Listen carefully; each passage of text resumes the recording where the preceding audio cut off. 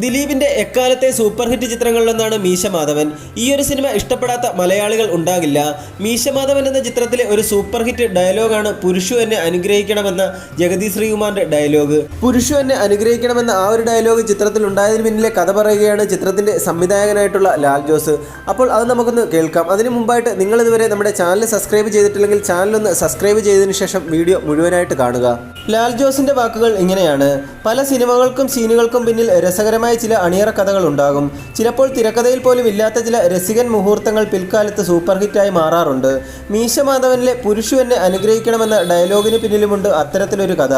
മഴവിൽ മനോരമയിലെ നായികാനായകൻ എന്ന റിയാലിറ്റി ഷോയുടെ ഇടയിൽ സംവിധായകൻ ലാൽ ജോസ് തന്നെയാണ് ആ കഥ പറഞ്ഞത്. അങ്ങനെ ഒരു സംഭാഷണം സിനിമയിൽ ഉണ്ടായിരുന്നില്ല. ആ സീനും അങ്ങനെ ആയിരുന്നില്ല. അമ്പിളിച്ചേട്ടൻ, അതായത് ജഗതി ശ്രീകുമാർ, വീടിനുള്ളിലേക്ക് കയറുന്നു. ദിലീപ് പുരുഷുവിനെ കാണിച്ചു കൊടുക്കുന്നു. അയാൾ അടിക്കുന്നു. അത്ര മാത്രമേ തിരക്കഥയിൽ ഉണ്ടായിരുന്നുള്ളൂ. സ്ഥിരം വരുന്ന വഴിയിലൂടെ വേലി ചാടി അമ്പിളിച്ചേട്ടൻ എത്തും. വേലി ചാടി വരാന്തയിലേക്ക് കയറുമ്പോൾ ദേ പട്ടി കുരയ്ക്കുന്നു എന്നൊരു ഡയലോഗ് പറയണമെന്നും അപ്പോൾ സ്വന്തമായി എന്തെങ്കിലും ചെയ്തോളാമെന്നും ചേട്ടൻ പറഞ്ഞു. പറഞ്ഞതുപോലെ ആ ഷോട്ട് എടുക്കാൻ നേരത്ത് ദേ പട്ടി കുരയ്ക്കുന്നുവെന്ന് പറഞ്ഞു.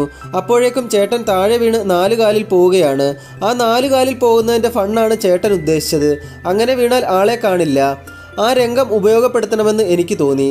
അങ്ങനെയാണ് ആ സീൻ വീണ്ടും ഡെവലപ്പ് ചെയ്യുന്നത്. 4 കാലിൽ പോകുന്ന അമ്പിളിച്ചേട്ടൻ നേരെ ദിലീപിൻ്റെയും പുരുഷുവിൻ്റെയും കാലിലേക്കാണ് ചെല്ലുന്നത്. രണ്ടുപേരുടെയും മുന്നിലേക്ക് അമ്പിളിച്ചേട്ടൻ വരുമ്പോൾ തോക്കെടുത്ത് പുരുഷു അടിക്കണം. അതാണ് വേണ്ടത്. എന്നാൽ അമ്പിളിച്ചേട്ടൻ്റെ ആ നോട്ടം കണ്ടപ്പോൾ അവിടെ ഒരു ഡയലോഗിന് സാധ്യത ഉണ്ടെന്ന് തോന്നി. അങ്ങനെ ഉണ്ടായ ഡിസ്കഷനിൽ നിന്നാണ് പുരുഷു എന്നെ അനുഗ്രഹിക്കണം എന്ന ഡയലോഗ് ഉണ്ടായത്. അവിടെ അതല്ലാതെ വേറൊന്നും പറയാനില്ല.